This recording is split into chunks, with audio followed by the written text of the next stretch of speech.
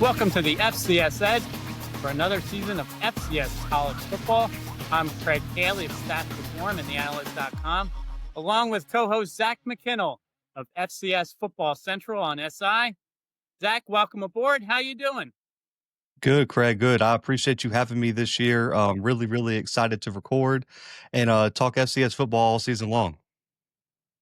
Terrific to have you here, Zach. I mean, it's the third season of our podcast. We'll be here each week throughout the season. New podcast name, the FCS Edge. New co-host, Zach McKinnell. We're here to put you in the know on the FCS. Maybe be a little bold with our conversation, Zach. If you're up to it, I know I am. We're going to do it. So tell me, Zach, this season we are, looking at all new things. Obviously North Dakota State is the defending national champion. Tell us what's similar and what's different this year. I think the similarity is you got North Dakota State kind of a heavy preseason favorite. I was a little bit surprised they weren't a consensus number one. I know some voters like to kind of predict something different, but Craig, they've returned so much talent from last year's team. So I think that's kind of the similarity. But I think what's different is you look behind them. I don't even know if there's even if you believe there's a clear number two, everybody has question marks from Montana State's quarterback situation to South Dakota on the offensive and defensive line. South Dakota State through another coaching change. Incarnate Word has some continuity, but the question is, Craig, can they compete with those top teams nationally when it comes time for the postseason? And you look behind those teams, and it's just a litany of questions across the board from quarterbacks to line of scrimmage to coaching to prove it. I think this year, when you look behind really North Dakota State, it's really wide open for someone to emerge as that number two contender. I think it's an excellent point. I do think all these teams that are the top tier that are right behind North Dakota State, we do seem to focus on, hey, they're losing a lot. But, North Dakota State did lose a lot as well. I mean, star players, some through the portal, some through the graduation. Cam Miller off to the NFL as their longtime starting quarterback. I do think, that gets overlooked here. And again, I'm picking North Dakota State to repeat. I picked them number one. And you mentioned the Stats Reform FCS preseason top 25. 54 or 56 first place votes. And you had them number one, of course, right? Yes, I did. Well, we're both voters on the national poll. I mean, we do see a repeat, but at the same time, I think it's so quick to say, hey, they're reloading.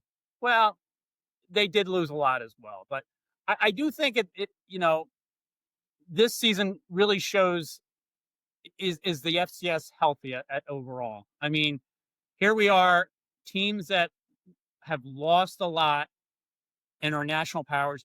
They're still right there in the conversation. South Dakota State, South Dakota, Montana State, even North Dakota State with their loss. It's the same mix of teams. Now, is that make for a healthy FCS that even in years where they lose a lot, those powers are still the ones to beat?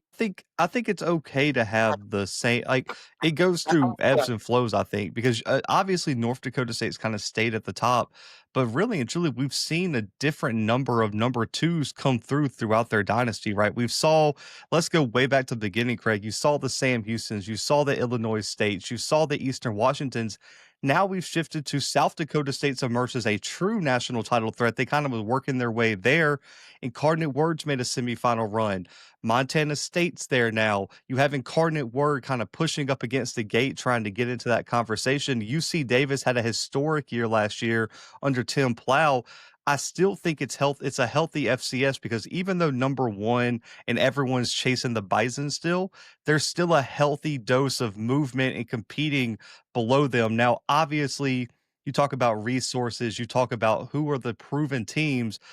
Montana State, South Dakota State, Montana, like those are going to be your schools. But even South Dakota, Craig, if you look back 5 years ago, nobody really would be predicting that South Dakota would be at the level that they're competing at right now, making semifinal runs, having a chance to potentially compete for a national title with Aiden Bauman coming back. So I think the FCS healthy, and you and Sam probably have kind of pushed this, is the quote unquote death of the FCS has been a bit overblown with realignment. And I still think there's plenty of teams that have the ability to compete at this subdivision. They just got to go and prove it on the field now. I like how you bring up the South Dakota Coyotes. I mean, just a few years ago, they were, I think it was 3-8 season, and in the toughest conference in the FCS, and they do a turnaround, and first FCS semifinal appearance last year, right in the mix here to be back to that level or beyond. So I do like that point for sure. Now we were talking about the poll here. Obviously, North Dakota State #1, Montana State 2, UIW 3, South Dakota State was 4, South Dakota 5. That's your top 5. Why Montana State, considering they lose Tommy Mallott and a terrific team? Why are they still #2? I think it's the returning talent around them, right? I think Tommy was great, obviously, Walter Payton Award winner. But if you look, there's no shortage of talent around whoever that new quarterback is. And as great as Tommy was, they're a team that I don't think you have to be a prolific passer to excel in. As long as you got some athleticism, you make the right decisions, don't turn the football over, they have enough surrounding talent that they can go and win a game. Craig, they have 21 returning players who played over 200 snaps last year.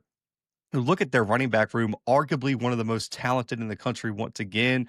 Despite their losses on the offensive line, they still returned 3 starters plus a 4th guy that was a key rotational guy. And on top of that, too, you look at the defense, Greg, they were in so many blowouts. They were able to get these young guys a ton of snaps last year because they were outside of maybe the UC Davis game and until they got in the postseason.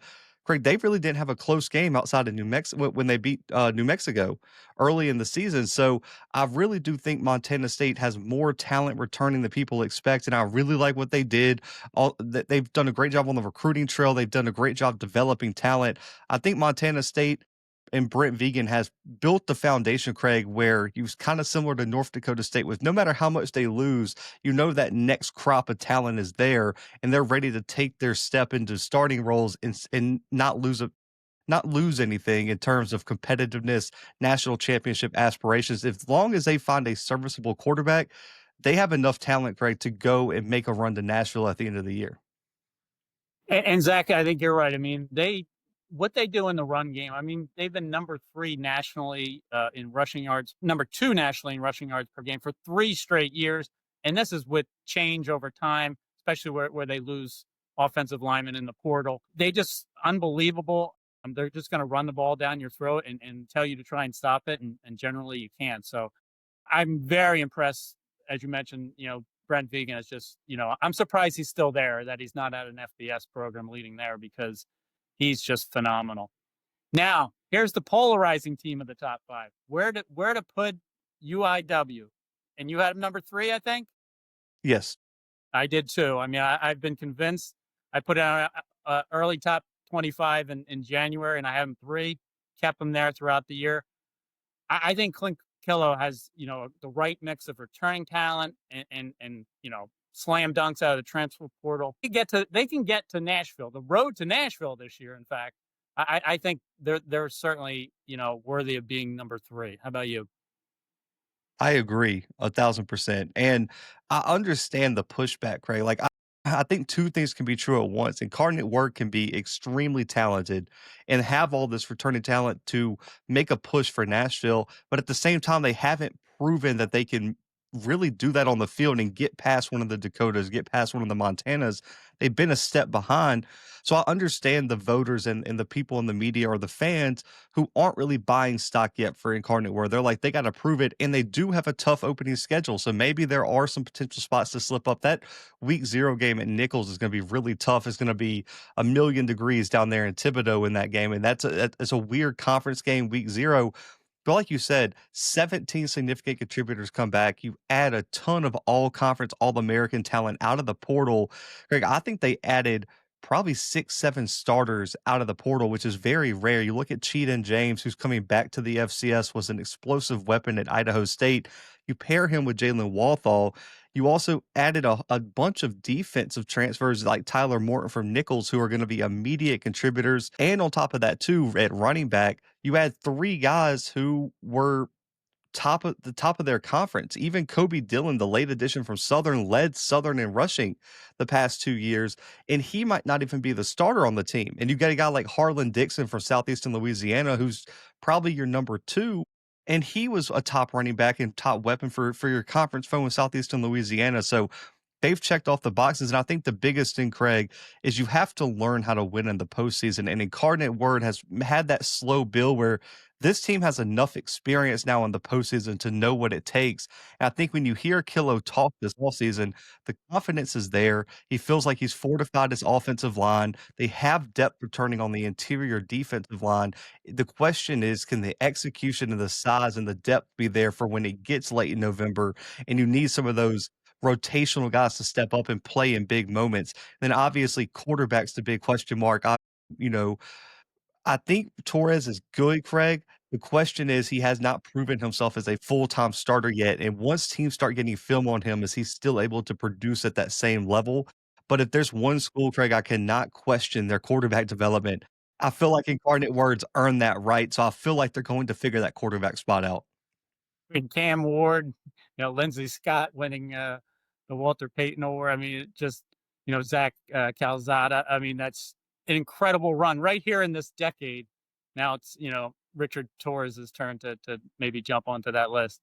All right, so 4 and 5, South Dakota State, the national champion in 22 and 23. South Dakota number 5, both new coaches.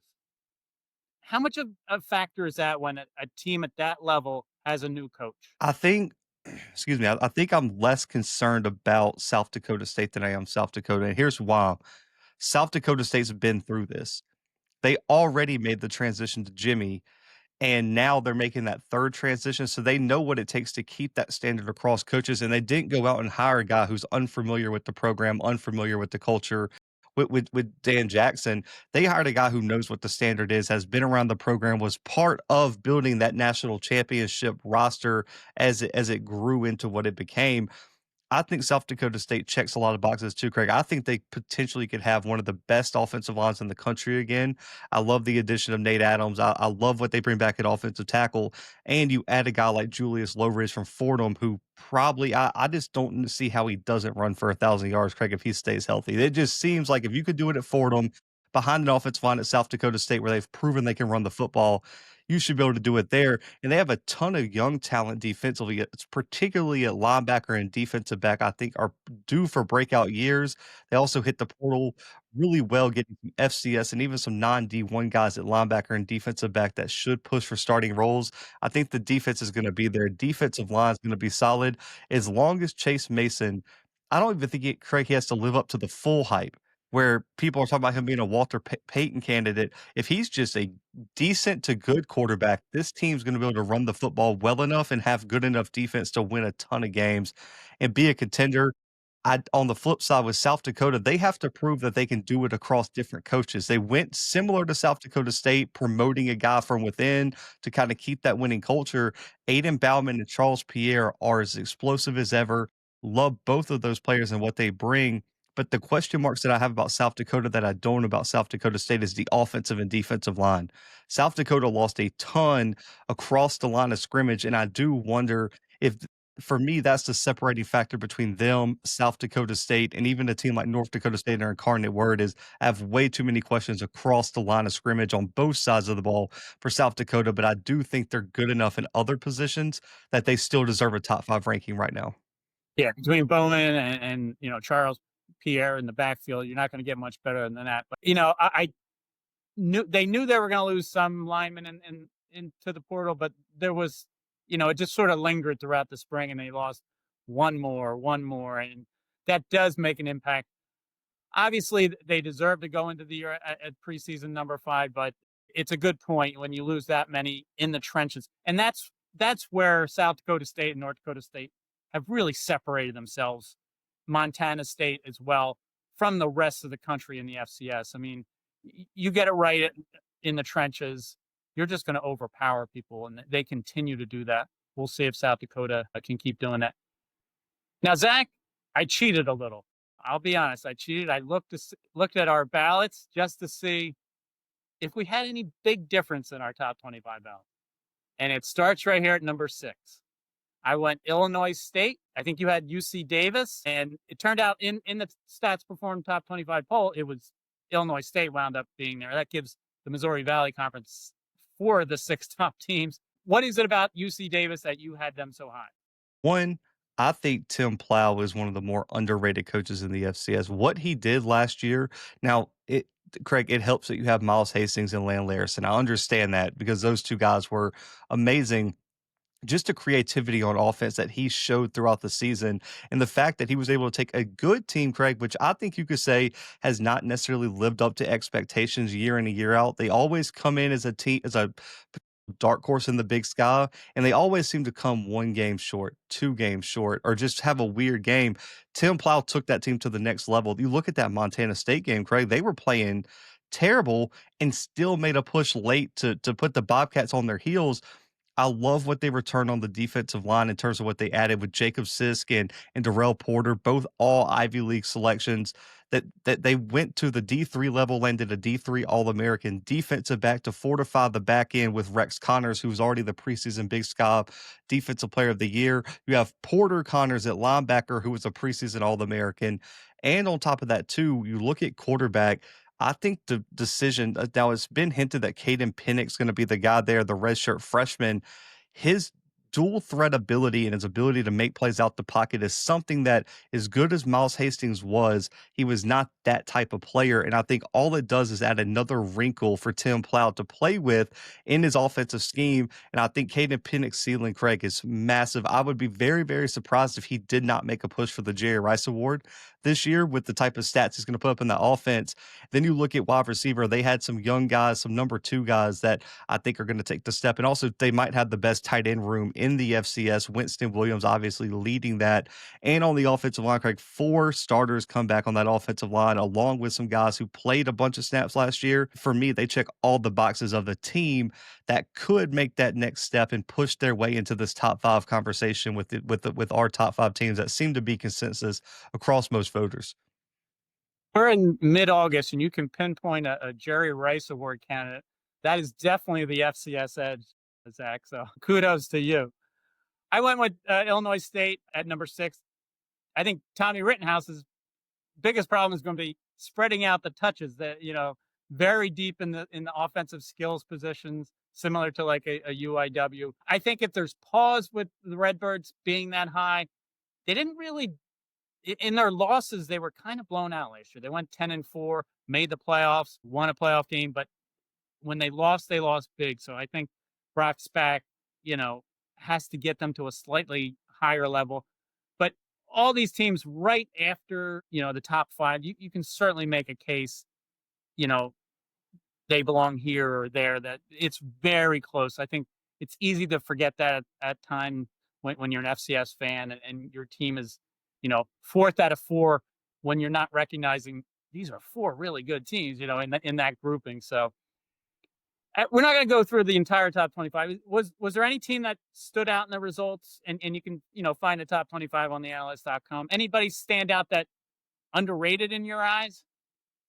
Yeah, I think the biggest 2 teams, I won't spend too much time on them, but I think Stephen F. Austin was a bit underrated.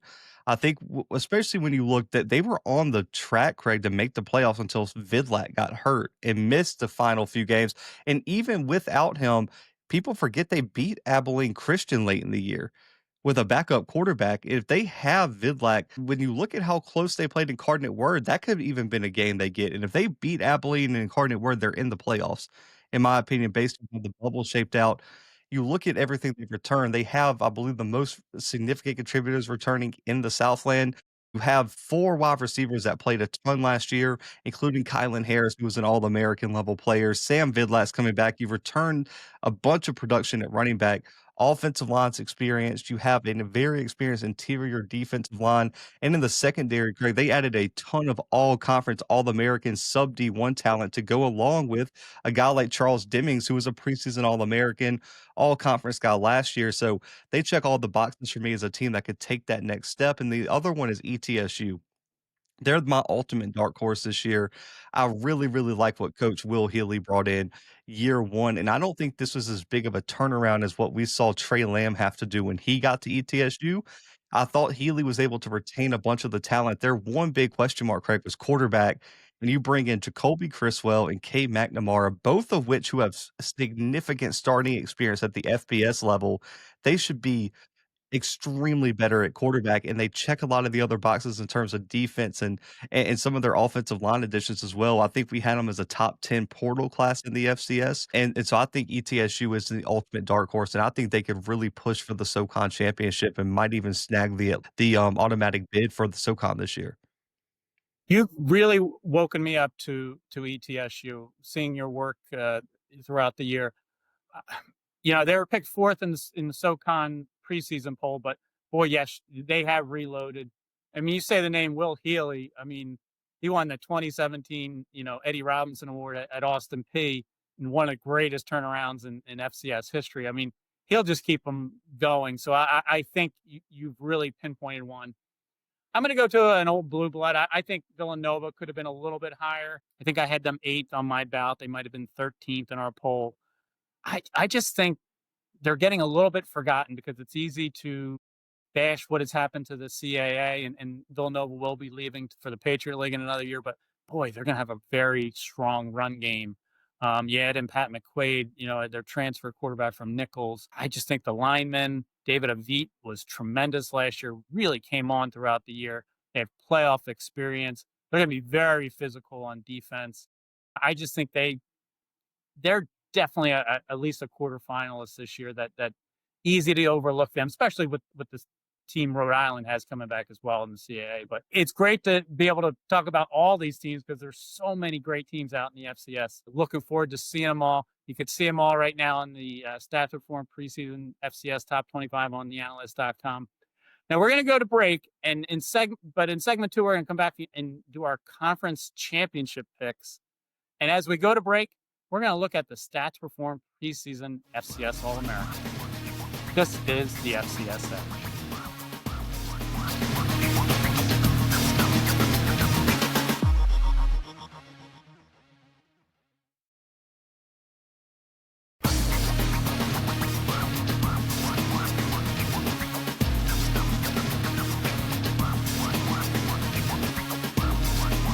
Welcome back to the FCS Edge.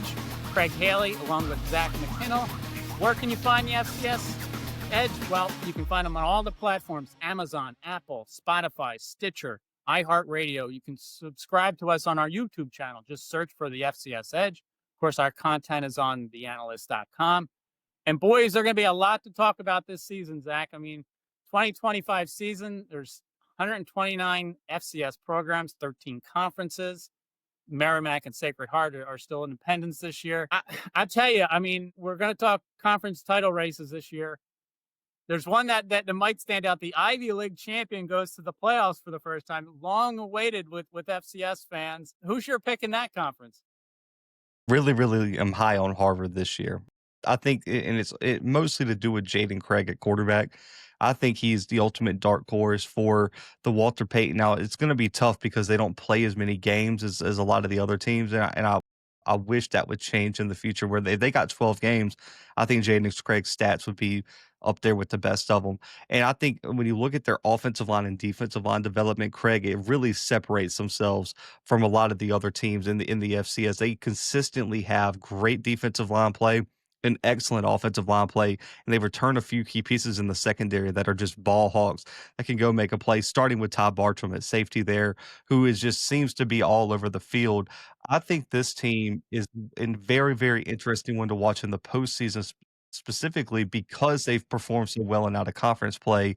I think depending on the matchup, Craig, they could be a ultimate dark horse to potentially make a run in the playoffs. And I think when you look at Harvard, they've been that team that's consistently been right there in the Ivy League. Even if they don't win it, Craig, they've been the team that's been one game out or half a game out or loses a weird, that they get a co-championship, but they've always seemed to be there. And I really, really like what Andrew's done with that team. Yeah, I mean, tight end the Crimson, I mean, they actually would have been outright champions the last couple of years, lost to their rival, Yale, on the last day, and there's been three-way ties. Last year it was Columbia, Harvard, and Dartmouth. They'll have to separate that for the automatic bid if there's a tie this year, but Harvard's certainly in the mix. I think Yale looks impressive with their talent. Dartmouth, they have some pro players there. Delby Malloy, Lemoy, Corbo, their tight end. So I just think they're going to have another big year. Now, Harvard's the team to beat. I do hope it comes down to the end because that's just a league with tradition and great matchups on their final weekend, specifically Harvard Yale. Now, Graham Bell, our producer, I mean, he's gonna he'll show us our predicted champions. You and I had 10 of the 13 same champions. Harvard, we mentioned in the Ivy League, Montana State in the Big Sky, Rhode Island CAA, North Carolina Central in the MEAC, North Dakota State. Can't believe we went North Dakota State. Come on. Tennessee Tech in the OVC Big South, Lehigh in the Patriot, UIW Southland, Jackson State to repeat in the SWAC, and Tarleton State in the United Athletic Conference. That leaves us with 3 differences. Let's go right to the SoCon. Your pick is ETSU, and I'll tell you my pick, Mercer, the defending champion. This league has had 6 different champions for 6 different outright champions in the last 6 seasons. Unbelievable. It's never happened in the FCS before. I think they've reloaded pretty well. Some decent additions. They're tough at home. They were undefeated at home last year. I just think the Bears have it going. ETSU, that matchup, I believe, is at ETSU. Going to be a tough one for the Bears. Tell us a little more about ETSU. Yeah, that was honestly the distinction for me, Craig, is the fact that ETSU got that game at home. I think it might come down to that one. I think Western Carolina can make it interesting, especially if Teron Dickens is as good as everyone thinks he can be, which I'm driving the bandwagon myself with him. But I just think ETSU, like I said, they had the best transfer portal class in the conference. They might have the 2 best quarterbacks in the conference right now. And I also think Mercer has so much to replace in the secondary that kind of had a question mark for me because offensively last year they were so up and down after DJ got banged up. What is he like when he's back 100%? And can the offense win those some games, Craig? I don't think you could look at any game last year and say Mercer's offense won them the game. It was all about the defense, and now they got Zoc back, but man, they lost 3 guys at the linebacking core that were All-American, all-conference level guys. That's a lot to replace. That's why I lean ETSU here, and like you said, history's kind of on my side here with these outright champions and it being so hectic. Mercer almost gets cursed being voted a preseason favorite right now, so I really like ETSU, and like you said, Will Healy's done this, and when I look at coaching changes, Craig, fans just see coaching changes and just kind of jumble them all in the same box. There's different levels of coaching changes. What was the turnover like? Is that coach proven at the level that they're coaching at now? And like you said, with Will Healy, he's done it at this level. And I don't think this rebuild at ETSU is anything like what he had to experience at Austin Peay. It is not the same. ETSU, people forget, probably a play or 2 away from beating North Dakota State, a play or 2 from winning a few key conference games and making it to the playoffs last year. In year 1 to Trey Lamb, he didn't leave the cupboard bare. I think ETSU is going to be an extremely dangerous team come October, November this year as we get through the SoCon race. Zach, you mentioned Western Carolina. They've never won the SoCon title. Chattanooga isn't part of those 6 straight outright champions. So those 2 are in the mix as well. So we could keep this streak alive. We'll find out.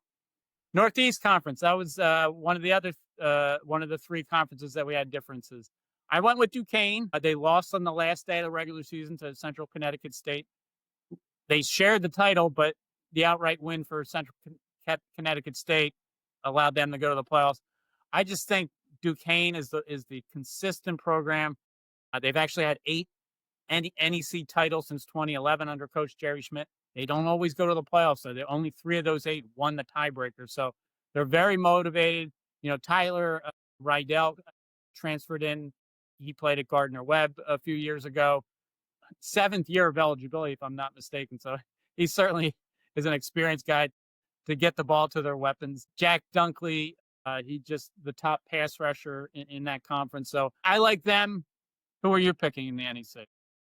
Yeah, I usually don't like repeats, but I went with Central Connecticut State here. I really like Christopher Jean in the back end of that defense. Was a freshman All-American last year. I think his ceiling is through the roof. But you also bring back Elijah Howard at running back, who top running back in the conference, and on top of that too, you add such a dynamic weapon in Donovan Wadley from Merrimack, who was a top weapon for them. So I think they have probably two of the best offensive players in the conference, along with arguably the best defensive player. The defense was so good for them last year, Craig, and it won them so many games, and they return a good bit of that defense. I just think Central Connecticut State has the ability to win ugly, and I believe they're going to get it done again, back to back years. And I just think their offense, even with some questions at quarterback, they're going to be good enough running the football, have enough weapons around them to elevate that quarterback play. You have the NEC. You are winning ugly in that weather late in the year. It's a tough physical league. It's always been a ground oriented league. That's a good way of putting it. That Central Connecticut State can win it because they certainly showed it last year, and that should be a terrific race. The Pioneer Football League, like the Ivy League, non-scholarship. Drake is the two-time defending champion. Who's your pick in the Pioneer League? Again, it's Drake. I think they get it again. I know it's year one of a new regime because Ty Steps this go, but moves on here, goes to UNI. But I really think Joe Woodley probably is the most underrated hire of the offseason, Craig. And it's just because he went to Drake and people really didn't notice. This is a guy who won the NAIA championship last year. And since 2019 at Grandview, Craig, 72-5, 29-0 in conference. The guy is just a winner everywhere, and I mean, to never lose the conference game, Craig, in your entire tenure at a school is just insane to me. He's made 2 national title appearances, won this past one. I think just the coaching resume, him knowing how to build a roster, what it takes to continue a championship culture, that's gonna be the difference, and Joe Woodley is why I'm gonna pick Drake to 3. Now I'm going to pick a team that's hosting Drake this year. I went with San Diego. It's been a little while since they won the title. They were the dominating program in the last decade. Brandon Moore got them going again last year. They were 8-3. They won their final 4 games, finished 6-2 in conference. They do host Drake. They host St. Thomas. That's a big part of my thinking here. They do have to go 4 games in the Eastern time zone. That always sort of flip flops with their schedule because they're off by themselves out in San Diego, the teams that they play. So I think that factors in that all that travel, but they were always able to overcome it. You know, Dom Nankill, their quarterback was a little hurt last year. He was their starter 2 years ago. I think he'll settle things. He's got a terrific O-line. I just think it could be their time, but I think it's a fascinating race. I do like what you said about Joe Woodley. He's just phenomenal as a coach, and you're right. It sort of went under the radar when there's a nearly 25 coaching changes in each offseason. Now, I have one question for you. The Big Sky Conference. Obviously, we both picked Montana State. But that conference is loaded. They probably are the best bet for any conference to have 6 playoff teams, which is hard to do. Obviously, the Missouri Valley and the CAA are the only conferences that have ever done that had 6 bids in a single season. Is the Big Sky getting 5 or 6 bids in your eyes? And if it's not 6, who are you leaving out and predicting 6? Because there's 6 really strong candidates. I'm gonna. So I mean, you said you want to have uncomfortable conversations here, Craig. I think the age of 6 bids is over with the Ivy Leagues joining the playoffs. The bubble just shrinks so much because I know to the average fan's eyes, Craig, it's just one bid being taken away. If people really understood how tight, because me and you do bracketologies along with our guy Sam Herder, it's really hard to decide that last bid. I mean, you have probably what 6 teams, Craig, every year that could fit into that one slot. Now you take that slot away and you look back just in the previous years, who would have gotten left out if you had to give that last bid to an Ivy League? There's some really good teams, unless something remarkable happens where the Southland, the CAA, the SoCon, the Big South, the OVC Big South all get one bid. That would be the only way it could happen, and I just don't see how that happens. Like, one of those conferences is getting 2, 3 bids. 6 bids, I think, is over unless it was just some remarkable situation. I'll look across the conference. I think Montana, Montana State, NAU, UC Davis are my, like, locks for them.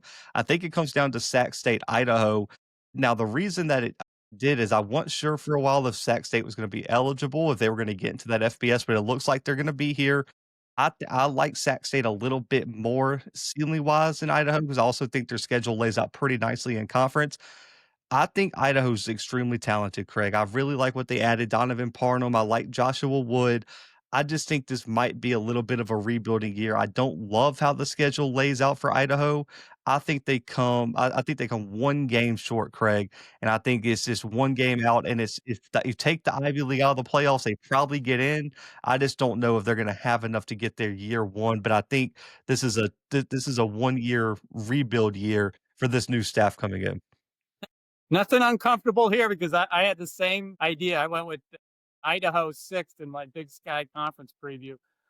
Don't feel good about it, of course, but somebody has to be sixth. I left them out of the playoffs, and I did agonize. I've already mapped out my playoff bracket going into the season. I came down to UT Martin and Stephen F. Austin for the last spot. I actually went with UT Martin. I know now how high you are on Stephen F. Austin, so it does, you really have to leave out some good teams when you're trying to narrow down the field. Now, you can find all of our conference previews on theanalyst.com, and that's also where we unveiled our preseason watch list this year. As we go to break, we're going to take a look at the Walter Payton and Buck Buchanan preseason watch list. This is the FCS Edge.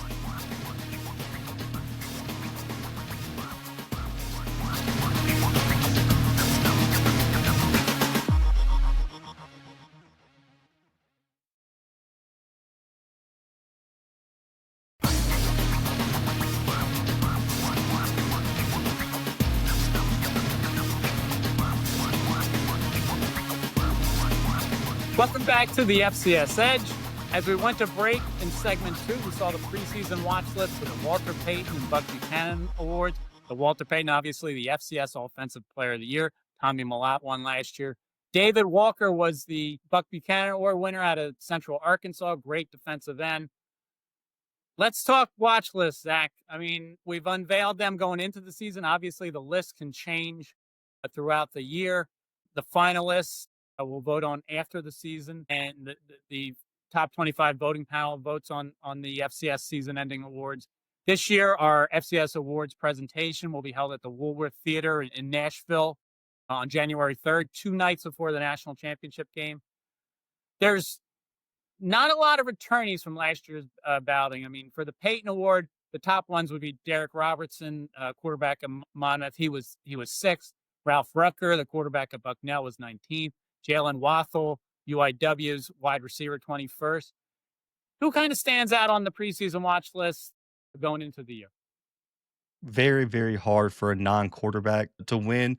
So I think obviously the early favorite is probably Derek Robertson because with that Monmouth offense where they return like 12 guys who have started, the wide receiving core is loaded. Craig, he's going to throw for 4,000 yards, probably minimum. And it depends on how high he gets on touchdowns. I think if you're looking at pure statistics, it's hard to bet against Derek Robertson because I like Aiden Bauman. I just think he kind of falls in that. And I know Missouri Valley fans are going to hate this, Craig. He falls in that Missouri Valley category where he's not going to throw for 3,000. He's not going to have the most touchdowns. Do the voters value strength of competition with Aiden Bauman? And that's going to be the question. And also, they got to win. And is South Dakota going to be competing at that level with a new offensive line, new weapons at wide receiver? I think the interesting one for me, Craig, is Bryce Lance.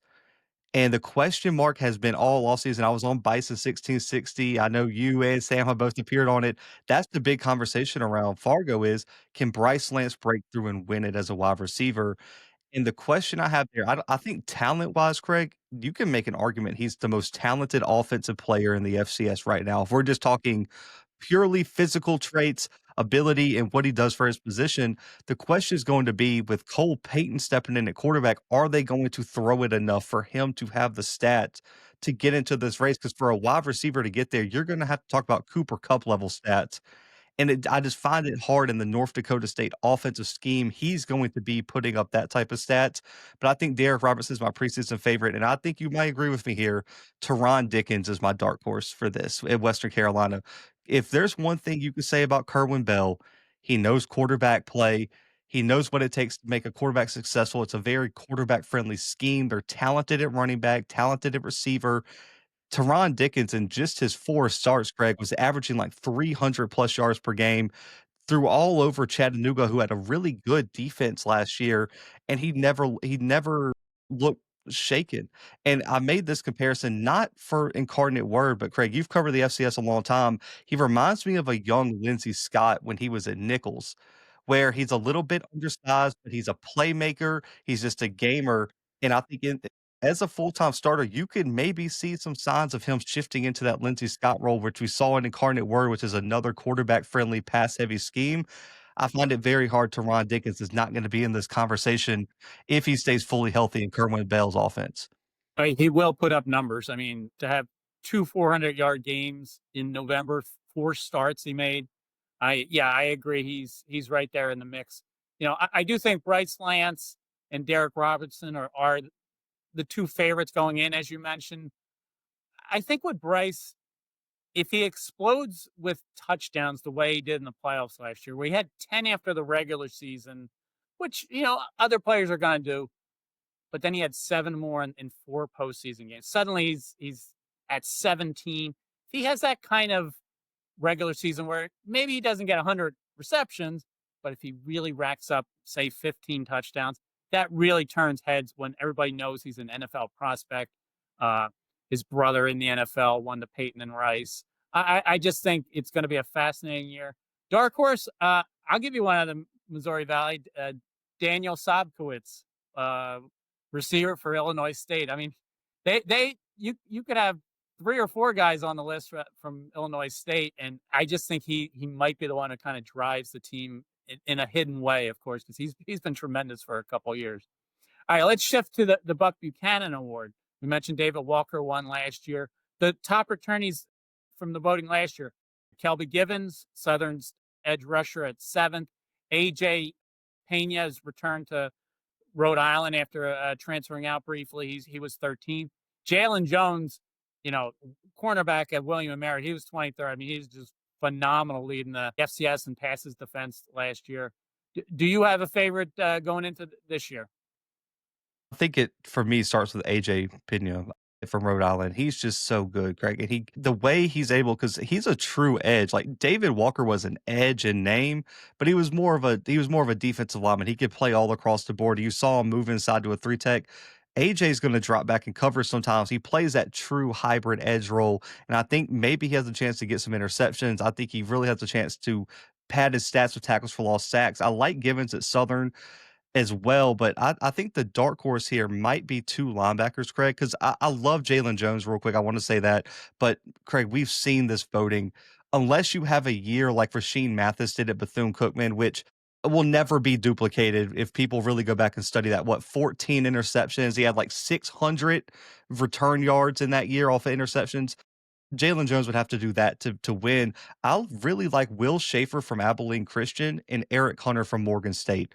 Those 2 guys, to me, have the ability to take their game to the next level because Eric Hunter was kind of due for that last year, Craig, before he got hurt, was limited to, I think, 1 game last year. But you got a guy who's 6'4", 220 pounds, and I've heard he can even play a little bit of safety. He's so athletic. In my opinion, he's the best HBCU NFL prospect coming out this year, and I think he has a chance to really stat pad, especially with Elijah Williams leaving Morgan. Everything's going to filter toward Eric Hunter. They're going to put him in his position to succeed, and Will Schaefer had a breakout year last year, Craig. I think he has a chance to really push for the league in tackles this year, along with being excellent at generating negative plays, which for me as a voter, Craig, I really value tackles for loss over total tackles for linebackers, and I think Will Schaefer has the ability to rack those up.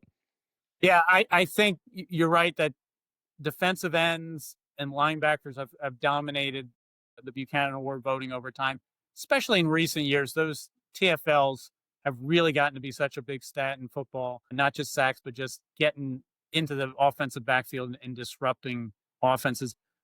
Kelby Givens, Southern, I think, he led the FCS and TFLs last year. I think he's going to be right there in the mix. I think he might be the favorite going in. AJ Pena, I believe, top returning sack in sacks for the FCS. So I agree with him. So Givens and Hunter sound like they might be our picks for the HBCU National Player of the Year. We had a watch list there. I guess Eric Hunter of Morgan State's your favorite going in? Yeah, I really like him. Now, the question is, and this is interesting because you don't get this with the Payton or the Buchanan because they're separated. Are voters going to favor offensive players over defensive players? And that's going to be kind of the question because I think what happens if a guy like Jacoby and Morgan has a big breakout year, right, at quarterback for Jackson? Does that overshadow what Eric and or Givens is doing defensively? So that's going to be the question mark for me. But if you're asking me, Craig, I would almost guarantee it's going to come down to Givens or Hunter, who I think are probably going to run away with the SWAC defensive and MEAC defensive player of the years. Both of them obviously preseason picks as well. The dark horse here is what can a quarterback out of the MEAC make this thing interesting? Because I think we both agree Jacoby and coming out of the SWAC this year is probably the best bet at quarterback. But Craig, outside of Walker Harris, look at all the question marks at quarterback across the MEAC. You also have the interesting addition of Caden Bennett to Delaware State, who we saw what he could do at Sac State. Is he able to replicate that same success? Because if we get the Caden Bennett that we saw, Craig, upset Stanford, beat North Dakota almost single-handedly in the playoffs when he got that starting role, that changes the conversation because he has the chance for Delaware State where he's probably, Craig, the sole guy offensively with all the new pieces Deshaun Jackson brought in. He has a chance to really load the stat box, and that's a guy who I think could be a dark horse here as a new addition that could be added midseason to this watch list. Well, from Sacramento, California to Dover, Delaware, we're hoping to span the FCS this season and glad to be doing it with you, Zach McKinnell. Next week, we'll be back. We'll be previewing the season a bit more. And believe it or not, it'll be week 0 already. We'll be setting up the schedule with 5 week 0 games on tap. It's been a lot of fun this week, Zach. Absolutely, man. Again, appreciate you having me. Okay. Well, we appreciate Graham Bell for being our producer. We appreciate you, the listeners and watchers of the FCS Edge. We hope you're here all season long. Each week, we'll be talking FCS college football. For Zach McKinnell, I'm Craig Haley. This is the FCS Edge.